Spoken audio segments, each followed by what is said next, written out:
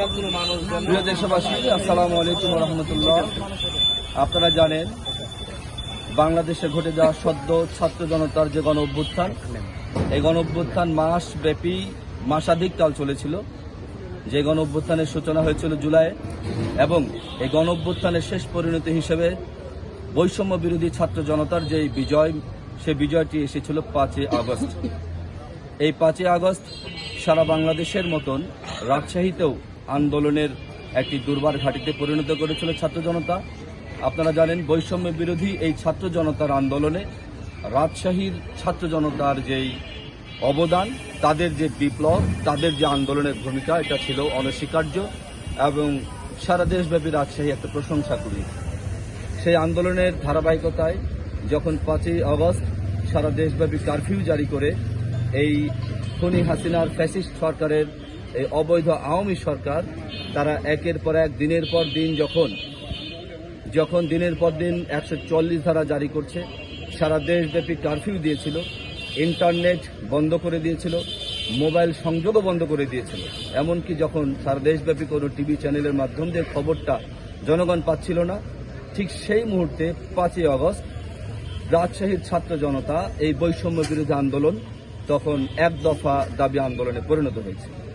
সে এক দফা দাবি নিয়ে এই ছাত্র জনতা রাজশাহীর অপমর জনতাকে সাথে নিয়ে গণ অভ্যুত্থানের চূড়ান্ত রূপ অঙ্কিত করার লক্ষ্যে রাজশাহী শহরের প্রাণকেন্দ্র তালাইমারি ট্রাফিক মোড় থেকে ছাত্র জনতা তাদের একটি বিশাল মিছিল নিয়ে যখন সাহেব বাজার 0 পয়েন্টের দিকে মার্চ করে, এই মিছিলটি যখন রাজশাহীর অন্যতম একটি স্থান স্বচ্ছ টাওয়ারের সামনে মিছিলটা এলে খুনি হাসিনার ফ্যাসিস্ট হাসিনার অবৈধ আওয়ামী লীগের কিছু গুন্ডা পান্ডা, তারা অবৈধ জনতায় দলবদ্ধ হয়ে অবৈধ অস্ত্র, হাতে রামদা, লাঠি, সোটা, আগ্নেয় অস্ত্র ইত্যাদি নিয়ে তারা তাদের আওয়ামী লীগের পার্টি অফিস, যেটা গণপাড়ায় অবস্থিত, সেই পার্টি অফিস থেকে একটি অবৈধ মিছিল নিয়ে যখন স্বচ্ছ টাওয়ারে উপস্থিত হয়, তখন এই ছাত্র জনতার বিশাল মিছিল স্বচ্ছ টাওয়ারের সামনে এই আওয়ামী সন্ত্রাসী গুন্ডা বাহিনী তারা অবৈধভাবে সেই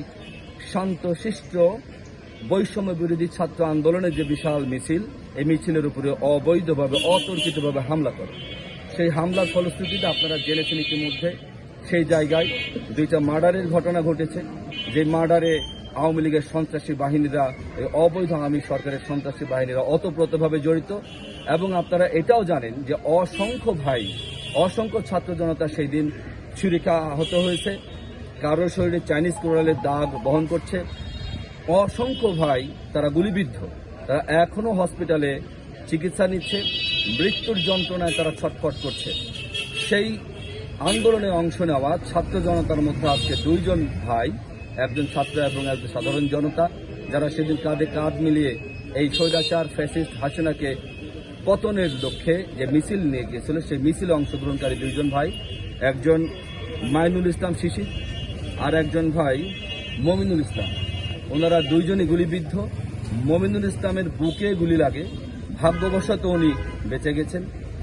মাইনুল ইসলাম শিশির, ওনার পেটে গুলি লাগলেও উনিও ভাগ্যবশত বেঁচে গেছেন। এই 2 জন ব্যক্তি, ওনারা দীর্ঘদিন হসপিটালে চিকিৎসাধীন ছিলেন। চিকিৎসা শেষে কিছুটা সুস্থতা লাভ করার পরে, এবং যারা এই সন্ত্রাসীমূলক কর্মকাণ্ডের সাথে জড়িত ছিল, আওয়ামী সেই গুন্ডা পান্ডাদের নাম ঠিকানা সংগ্রহ করে এসে তারা আজকে রাজশাহী মহানগরীর গোয়ালিয়া মডেল থানায় 2টি মামলা দায়ের করেছেন। এই মামলা দায়ের করার পরে 2 বাদী যিনি, ওনাদের দাবি, ওনাদের একটি চাওয়া যে ওনারা যেইভাবে ন্যাক্কারজনকভাবে হামলার শিকার হয়েছেন, যারা এই খুনি হাসিনা ফ্যাসিস্ট হাসিনা আওয়ামী সরকারের দোসর, যারা এই আওয়ামী সরকারকে টিকিয়ে রাখার জন্য রাস্তায় মোড়ে মোড়ে যে তাণ্ডব লীলা চালিয়েছিল, সেই দাগী সন্ত্রাসীদের পুলিশ যেন অতি সত্বর গ্রেপ্তার করে বিচারের আওতায় নিয়ে আসে। পুলিশ জানিয়েছে আমরা অতি সত্বর তারাও অভিযানে নামবে, এবং সেই অভিযানে নেমে যেন এই যাদের বিরুদ্ধে মামলা করা হলো অবশ্যই তাদেরকে অতি সত্বর গ্রেপ্তার করে বিচারের সম্মুখীন করে। এটাই ছিল আজকের এই 2 বাদীর দাবি। ধন্যবাদ আপনাদের। আপনার নাম আর আপনি কি ইয়েতে আছে সেটা বলেন। আমি রাজশাহী জজ কোর্টের একজন আইনজীবী। আমার নাম মোহাম্মদ হাসানুল বান্না সোহাগ।